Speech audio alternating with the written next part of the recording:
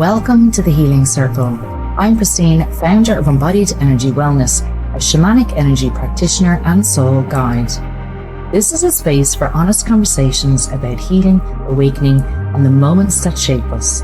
We all carry a story, and this is a place where those stories can be shared, witnessed, and gently healed, together in community. This isn't about fixing yourself, it's about remembering yourself. Take a deep breath. You're very welcome here.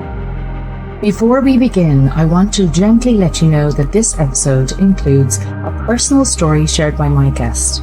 Some themes may include trauma, grief, pregnancy, or baby loss, or sensitive life experiences.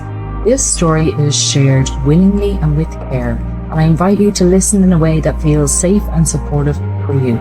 As always, you're welcome to pause or step away at any time. Hello and welcome to this week's podcast.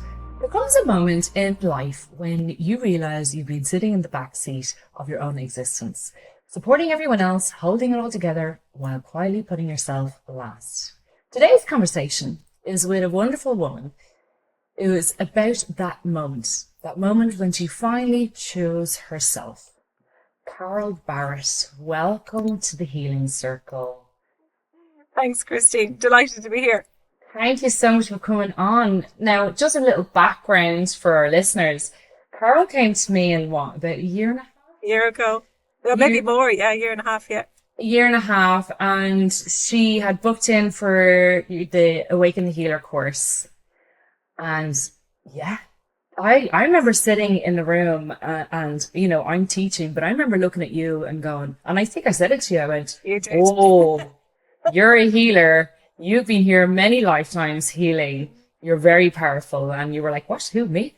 And then... Yeah, it was a complete shock. Well, it wasn't, I guess, but it was a complete shock to hear it directly. Yeah. I mean, I found the course, you appeared on my Instagram and I liked the look of the course and thought, this looks really interesting. And what I got out of the day was life-changing. Absolutely life-changing. And it was just amazing. Oh, well, do you know what? Let's tell our listeners how you got to that point. So let's go back. Okay. So I have two boys and was married for a very long time. Was a full-time worker outside the home and I guess a full-time worker in the home.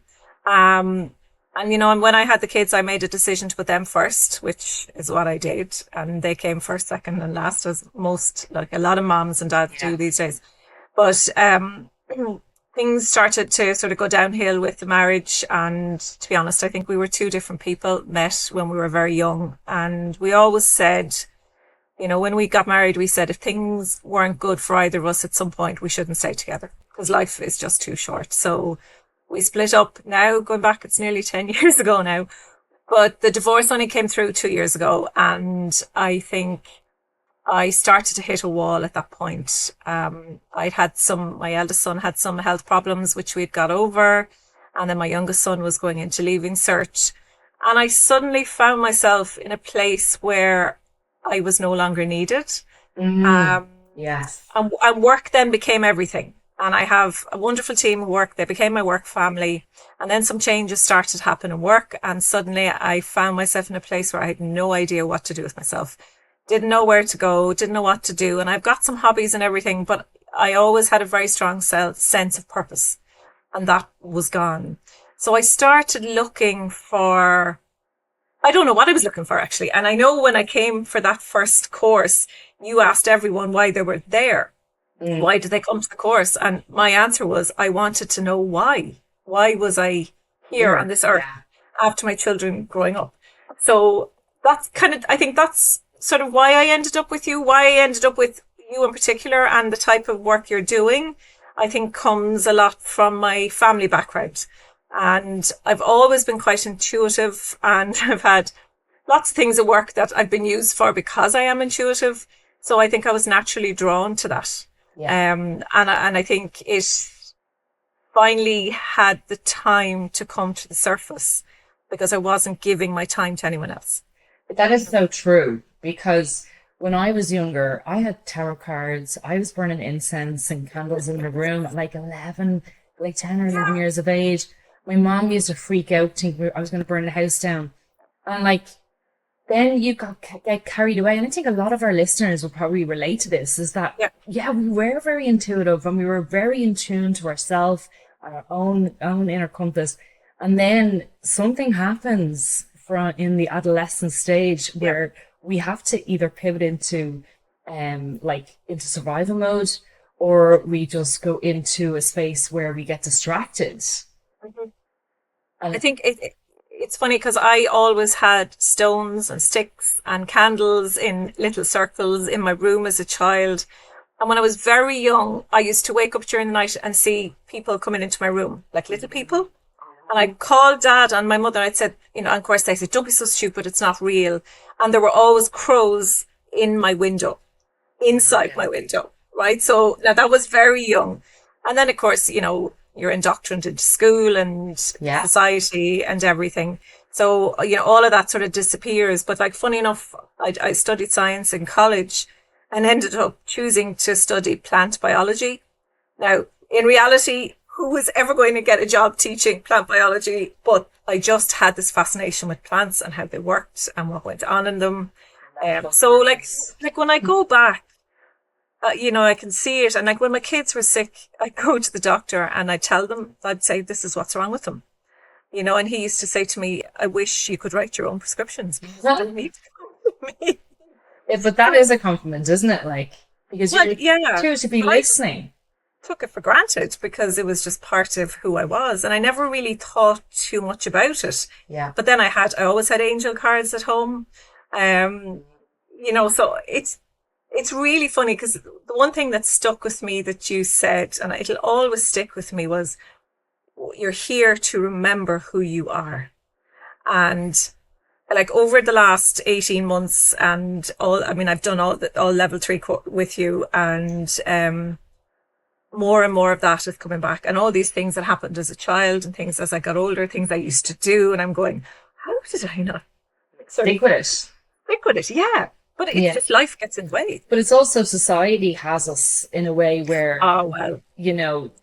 it's so conditioned, like, that we move away from our own inner power and surrendering all our power to a higher force, which is governments, structures, etc. Everything outside of us. And we really forget how powerful we are. And especially when we start connecting to the divine, by meditating, by really channeling the life force energy that we're all healers, but we're at different levels because it depends how much of the conditioning has been enforced on us, is what I feel. Yeah. And that's exactly what I've said to people, because people say to me, oh, I'm not intuitive. And I said, well, you are, you just haven't tapped into it. The same as you could say, I can't run 100 meters. Well, you could if you practiced. Well, it's like I say, your intuition is like a volume, okay? Yeah. So if you're like doing stuff to increase your vibration every day, such as meditation and then movement, then, rest, then hanging out in nature. That's what I say. But it's connecting to Mother Nature. Like she is the catalyst of the change. But like the dial on that volume will go up, and your intuition will increase the more you stay in a high vibrational space. But if you decide to step away, you're not in nature, you're inside concrete buildings, you're on a screen all the time, you're out partying every weekend, I wish. Never happens. But you're drinking alcohol, you're not sleeping, you're not looking after yourself, you're not listening to what's coming through, that volume goes down. So it's always like, where are you on that volume dial? Yeah. But like even for me, I'm still learning. I probably will never stop learning at this stage because I love it so much. But I know if I miss, I try and meditate once a day. I aim for twice, but at the moment it's usually once. If I miss that, or if I don't do some healing for a few days, I find the volume goes down, and then I have a panic. Oh my God. And then, I go back again, and then suddenly I go, and it's like this connection to my ancestors or my spirit guides is like my second family. Yeah. It's not really. And, you do miss it when you don't feel it. 100%. Because I like, every year at Christmas, I let my hair down. I let my hair down. I have my glasses of wine. I'm out meeting friends and family, right? They see me once a year. It's kind of the Houdini act, right? And I think because it's the human experience, you need to bring in that humanness, part of us. Because at the end of the day, we're spiritual beings having a human experience on this planet. So we're not here all to meditate 23 hours up in a mountain in Tibet, you know what I mean, for enlightenment. We're here, our sole purpose here is to, yes, remember who we are, heal, but also to have the human experience. Yeah. So at Christmas, I let the hair down. But my God, like coming to near the end of New Year's, towards New Year's, I was like, this, like, I don't know how I did this for so many years when I was younger. Like, I can't cope with this. My whole volume went down. I was just wrecked all the time, tired. So then, like, I literally straight to the sea, straight to the woods, and I just kept starting to build it back up. And then, lucky enough, they're only back there on Sunday. Today is Tuesday. I had a shamanic retreat day with my shamanic family, and we had like so much. Like, my intention for that couple of hours, but it was 18 hours. We went Saturday night down to Sunday afternoon, was to deepen my connection to spirit. And my God, I'll tell you later at another stage where the shamanic journey that we did, like, was so powerful, so vivid. And it was like, you know what they said? I said, right, give me the what is the secret of, like, deepening my connection to the divine? No alcohol, no coffee. And I was like, okay, I can do without alcohol because most of the time I don't drink alcohol, every now and then. Yeah. And I'm like, but coffee? Don't go after my coffee. And there was like, cow instead. Sorry, no coffee. So now I'm on no coffee since then. But come here, tell me, right? So now you're gonna have to tell your listeners. Okay. Where this spiritual inspiration came from. Okay. Okay, so my dad was clairvoyant. And he got it from his aunt on his father's side. And his aunt on his father's side, her name was Kitty. She was a white witch. Okay, now, I know. So I only very vaguely remember Kitty because her husband had died when she was they were not shortly married. They had no family, but I was quite young when she passed away. But I remember being in her house, and I have memories of stones and rocks and candles and lots of tapestries, and it was very higgledy-piggledy. But there was a beautiful warmth about her. She was a very loud, kind of bubbly lady. So after she passed and I got older, my dad told me about her and that she was a white witch and she had a spell book or a grimoire, and she'd given him everything. She taught him how to read cards, and of course, straight away I was like, can you show me? Can you give me, And unfortunately, so Dad used to read cards and that after he got married, and everything he told people always came to be and came to pass. And unfortunately, my mum was really nervous about it. She had this, she was quite religious and was worried about all sorts of things. So she stopped him doing it. And he actually got rid of all her. So I was really upset when I found this out because I just thought, I don't know how many generations back it came from to her. And I would have loved to have had it. So anyway, at the time I said to him, look, can you teach me how to read cards and that? And he just said, no, your mom isn't happy about it. But it was really strange. When Dad would go to ring me, I would ring him first. When I'd pick up the phone to ring him, he would ring me. And he would know when there was something wrong with me, and I would know when there was an issue with him. And that we were very, very close and very similar outlook on life and that. But he lived life to the absolute fore. And we used to call him the Pied Piper because people just gravitated towards him and they'd leave, lighter. So my dad was a comedian and used to be on stage. And I always said that people would go in to see him, they'd watch the show for 2 hours and they'd go away very, very happy. And, I put it down to him being a funny man. But when you'd see him in family situations, and if we were at, family gatherings, people literally just gravitated to him, and it was very sad because he had a wonderful ability was suppressed really because of just the situation and family life he was living at the time. So when he passed, which was almost 7 years ago now, I just lost a piece of myself, I think. You know, it was after the marriage had gone and that. But I never stopped talking to him. I never stopped asking him for help. And I usually get it. And since I started the work with you and the courses and that, I know I have his approval. And I know he's going, woohoo! Because he did not want this to die out in the family and in the family line. And I know I have 2 boys, but one of them I think is very, very intuitive. Yeah. And right now it wouldn't be the time to say to him, but at some point, you know, in life I will, because I think it's a gift. I see it as a gift. Yeah, you know, I've always had this need to help and to help other people. And, you know, I did what I could through work. And now I feel this is the route I want to go down. And I did some case studies with 4 family and friends when I finished the level 3 course. And I said to them I would give them all 4 sessions each because I wanted to learn. And I've done that over the last 5 months. And it's just been unbelievable. Yeah, it's the more you do.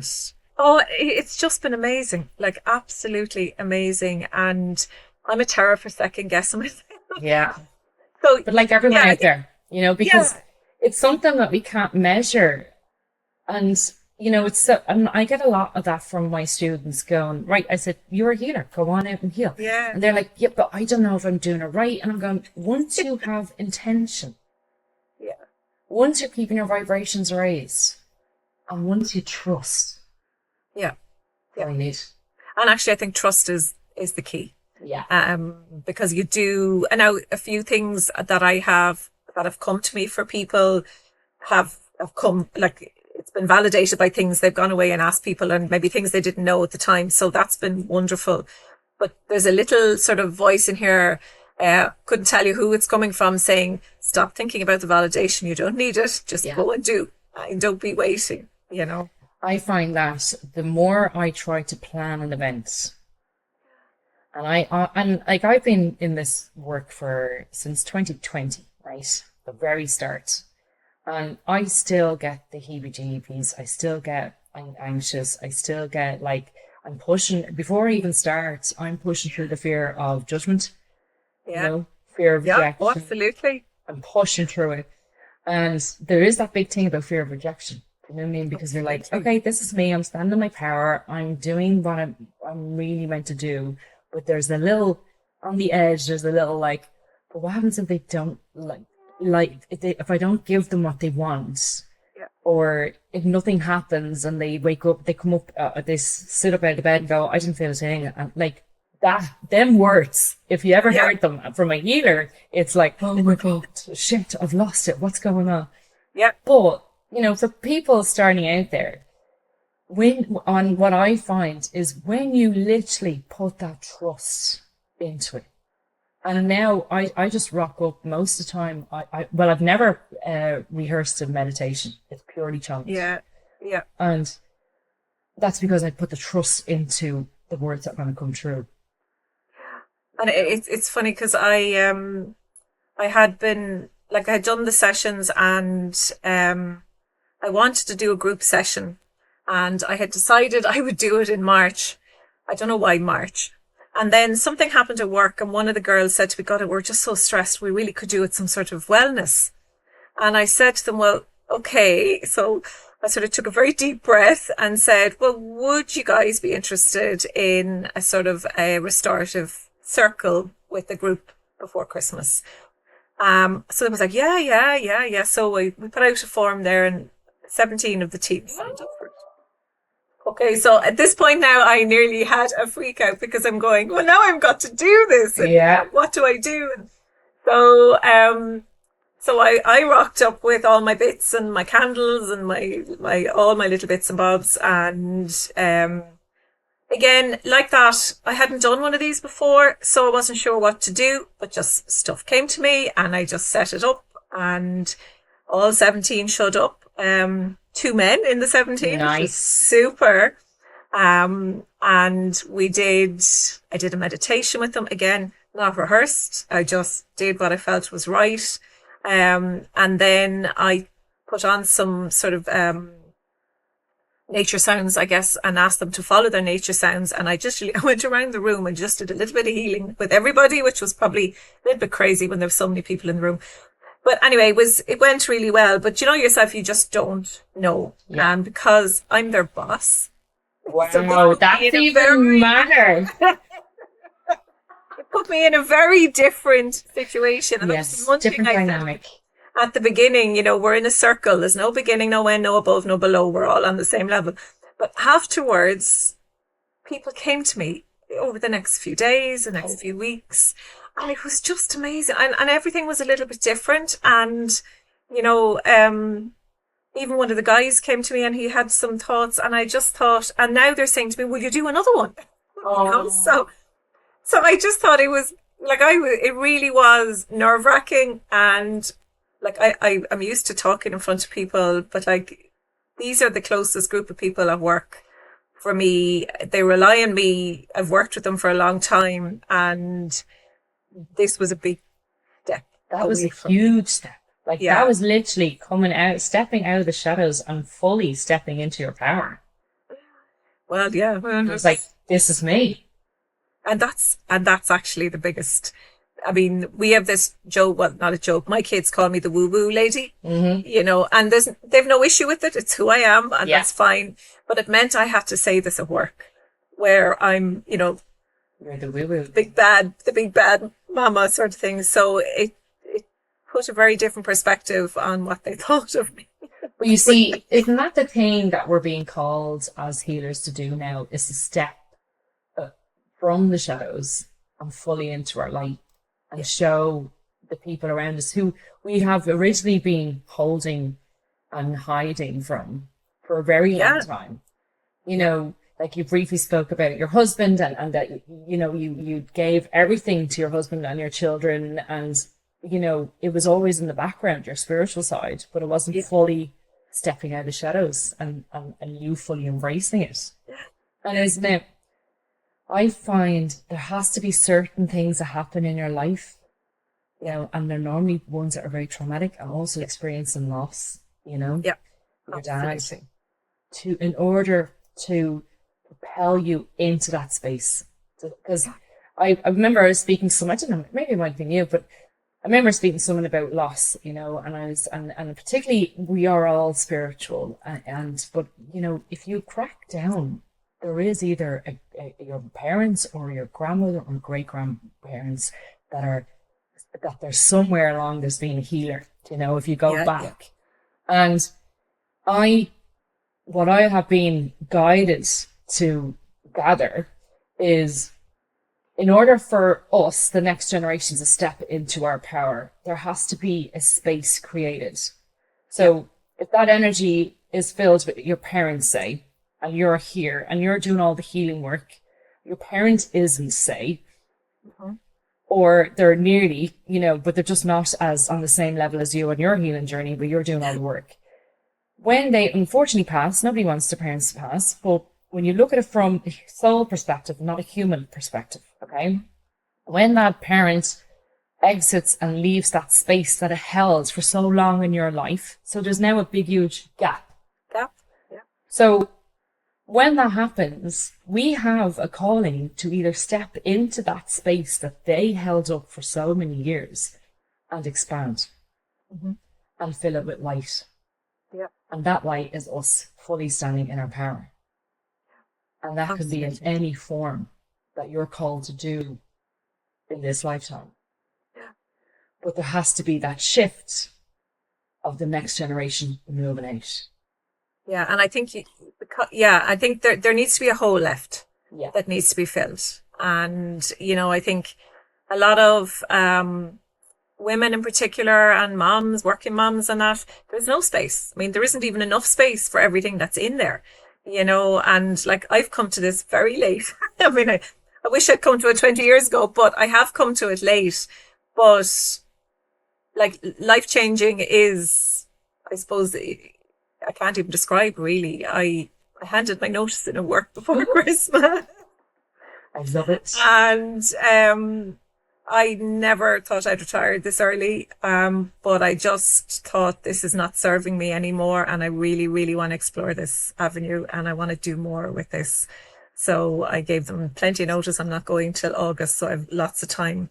But you know, and that was really, really scary. I struggled from August till the end of November. Will I? Won't I? What'll I do? And you know, when you're doing something that doesn't serve your soul anymore. And, you know, I thought, you know, I mean, obviously you have to pay bills, and that's a major struggle. But I think I was always driven by security and being secure and having the steady job. I'm in the organization I'm with for 25 years. So, you know, I've been there a long time. So this was a massive change. And I love doing shamanic journeys. I've done a lot of them. I know I've done good lot with you, which are brilliant. And I do them myself. And I asked and just said, you know, what should I do? Is this the right thing to do? And I just kept being told, stop being afraid. Mm-hmm. Just go for it. What's the worst can happen? And you will find a way, and things will work out, and you will manage. And I've never trusted that little voice before. So, but it is that we're being called trust, you know, and you know, and even when it's so scary, like myself, I left my full-time pension job at 20 years, you know what I mean? And I have, like, you're a lone parent with two boys. I'm married, yes, but he's not making millions of money, and we have 4 kids and a really, really, really high mortgage. And I just sort of went, yeah, I'm doing this.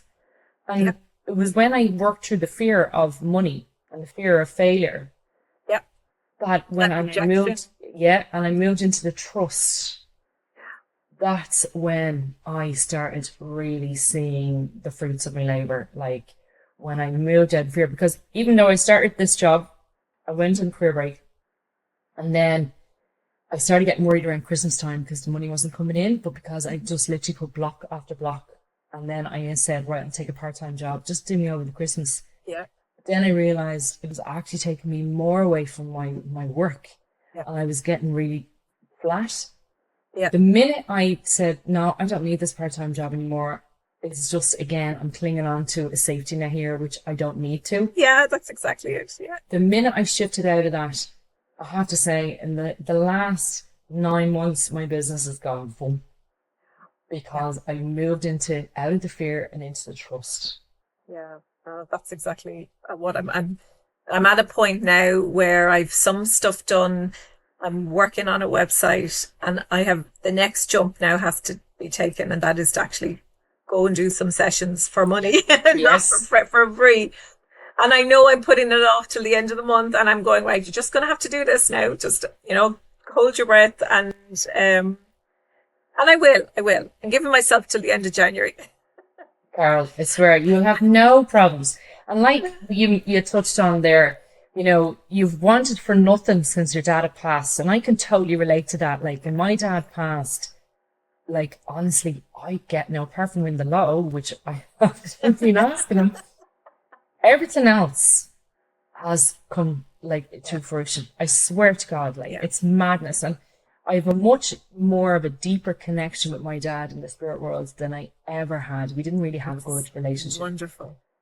He's now my dad, you know, like it's mad, you know, but like, you know, your dad was into the spiritual side. He was very clairvoyant. He was very connected. Yeah. There's actually evidence now when my dad was alive that he was actually very intuitive and he was going through a spiritual awakening.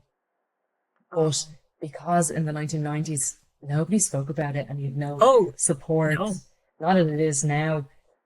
His mental health started slipping, and he went from hearing voices, seeing things, to then moving into absolute fear, which then what I feel is how it causes schizophrenia. I wouldn't be surprised. Yeah, absolutely. I wouldn't be a bit surprised, because I was always really terrified of the dark. Yeah. And now I sleep in complete darkness. I have no fear of it at all. And I just go to bed. You know, I go to bed at night and I say, guys, don't anyone come knocking tonight, because I need to sleep. Yeah. And I'll talk to you tomorrow. You know, and I have complete trust that they will do that. They won't, and Again, that word trust. absolutely. Yeah. That's very true. Yeah. Yeah. I'm the same. Like I have a lot of my shamanic family, like we're a group and we always meet every equinox and we do our rituals and ceremonies and we heal each other, we heal the land. And one of my friends, he is a seer and he'd be like, oh God, there's a dark entity coming into the room. And I'm like, no, I can't say it. I can't say it because I've had that. but it's like he sees more of the darkness and I see more of the light. And I think that's how we work so well together. Yeah, absolutely. Because there's always going to be dark and light. Yeah. And we have to coexist. But when you feed that darkness with fear, that's when the darkness grows. But I think so I do see both. I see dark and light. And I've come to the conclusion that the dark, they come because they want to be healed. They're not coming because they want to do something bad. They're just stuck in this place that whatever they did in life and they can't let go. And I genuinely feel they just need help. Yeah. And yeah. Well, I said to you before, you're the Rainbow Bridge keeper. Oh, well, yeah. Yeah. We've done a bit of work with the Rainbow Bridge. We have. Yeah. Absolutely. We're coming to the end. Carol, is there any last few words of wisdom that you would like to share with our listeners today? I would definitely say you're never too old to start something and follow your heart and your soul. And I would just say, if you're drawn to something, go for it. Don't wait and don't be afraid. What's the worst can happen? Exactly. Exactly, yeah. And can I just remind the listeners, Carol, now she doesn't even look it, is actually a couple of days away from the big 6-0. So it's never too late. No, never. Absolutely. You're only as young as you feel. Age is only a number, and just go. Be brave and go for it. Oh, thank you so much, Carol. Thank you. It's been an absolute pleasure, and I think our listeners are going to get a lot out of our episodes. So really, honestly, thank you for your kind words. Thank you for your energy, and thank you for trusting me to hold space for you this evening. Thanks a million. Take care. Thank you for being part of the Healing Circle today. If something in this conversation touched you, let it land gently. You don't need to rush to understand it. Your body already knows. Remember, your story matters, and when it's shared in the right space, it has the power to heal, not just you, but others too. If you feel called to explore this work more deeply, you'll find links to my sessions, retreats, and offerings through Embodied Energy Wellness in the show notes. Until we meet again, go gently, stay connected, and trust the wisdom within you. Thank you for being here.